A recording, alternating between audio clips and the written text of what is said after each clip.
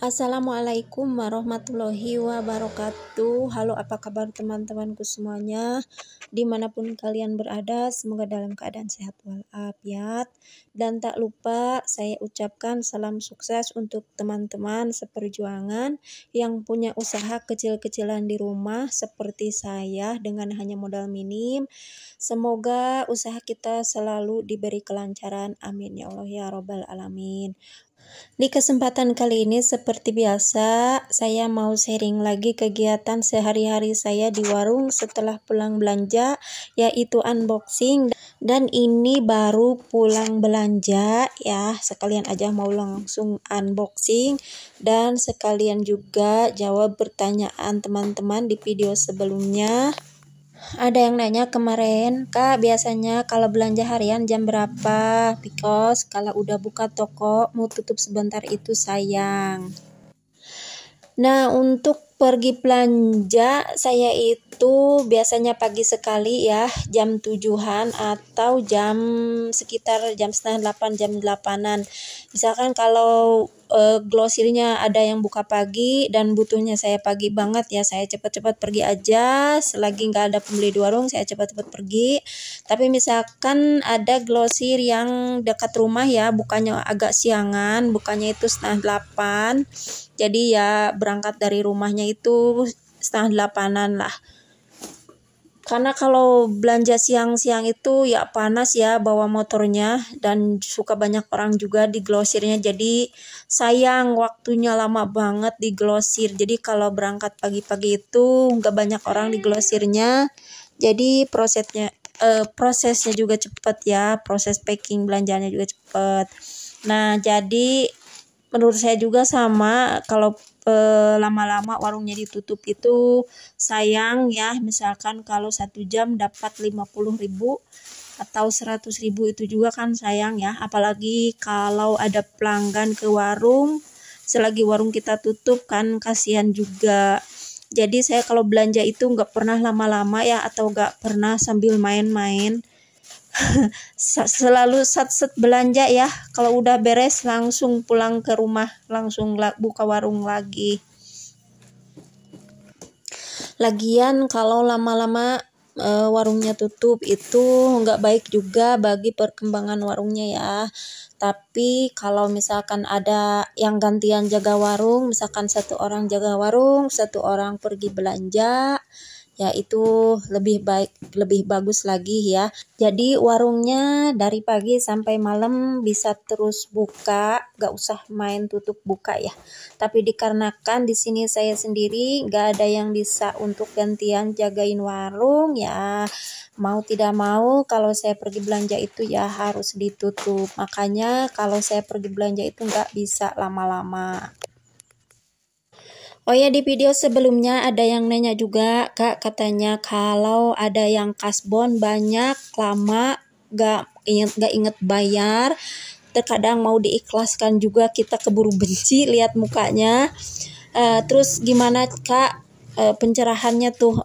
Nah, bagi saya itu ya sama, saya juga kadang merasa benci ya kalau kadang ada orang yang pura-pura lupa sama hutangnya.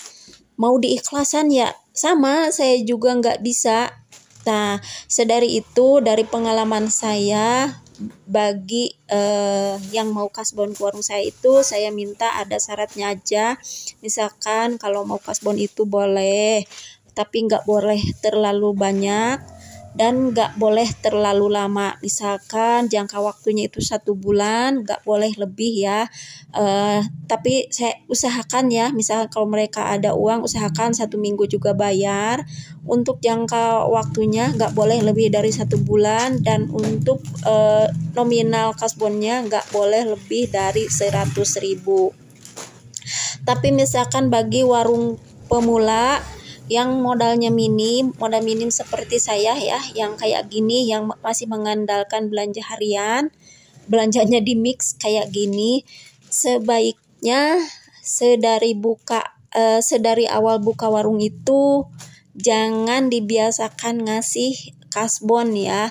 Karena kalau sedari awal mau ngasih kasbon terus jadi kebiasaan ya, mending kalau orangnya yang cepat-cepat bayar hutang, gak lupa gitu ya, itu bagus, sama-sama menguntungkan, kita bisa menolong orang yang lagi kesusahan, dan mereka juga pas lagi ada uang langsung bayar, itu sama-sama enak ya, kita juga bisa menolong dan mereka juga cepat bayarnya. Tapi misalkan bagi yang lama kasbonnya itu ya, kita jadi susah memutar modal warungnya ya. Jadi kapan kita akan dapat keuntungannya itu gak bisa diprediksi ya. Kadang mungkin kita bakalan rugi, jangankan keuntungan ya, modalnya aja kita rugi, gak bisa diputarkan. Nah jadi misalkan ya, saya itu jujur gak bisa nolak kalau ada yang kasbon itu, karena saya suka gak enak hati. Tapi misalkan ini ada yang buka warung kecil-kecilan di rumah seperti saya kayak gini, ya usahakan aja jangan dikasih barangnya, jangan dikasih untuk dikasbonkan dulu aja ya. Jadi kita kedepannya gak bakalan merasa gak enak hati karena kita menolak orang yang kasbon, karena kita udah membiasakan warungnya sedari awal untuk tidak dikasbonkan ya. Nah begitu aja sih menurut pengalaman saya ya, karena saya dulu juga pernah hampir bangkrut karena uang kebanyakan di luar, hampir 2 jutaan di luar ya. Tapi untuk sekarang alhamdulillah uang di luar itu sedikit ya, paling 500 atau 600 ribuan. Alhamdulillah terkontrol ya. Saya juga dulu pas awal-awal buka warung gak ngerti ya memutar modal warung itu gimana. Jadi main sembarang aja, kalau ada yang kasbon ojol, kasbon ini, kasbon itu, saya kasih aja, nggak pakai batas ya. Sampai satu orangnya itu ada yang 200, ada yang 300 ribu, dan jangka waktunya itu kadang ada yang 2 bulan lah, ada yang 4 bulan, 5 bulan, kalau nggak ditagih ya nggak bayar.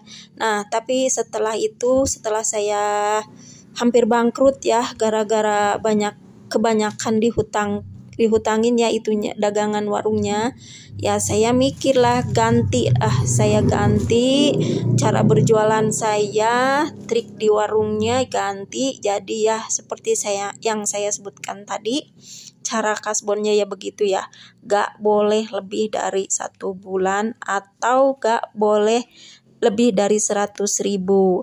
Nah inilah total seluruh belanjaannya dengan uang yang saya belanjakan adalah di bawah 900 ribu rupiah tanpa beli beras.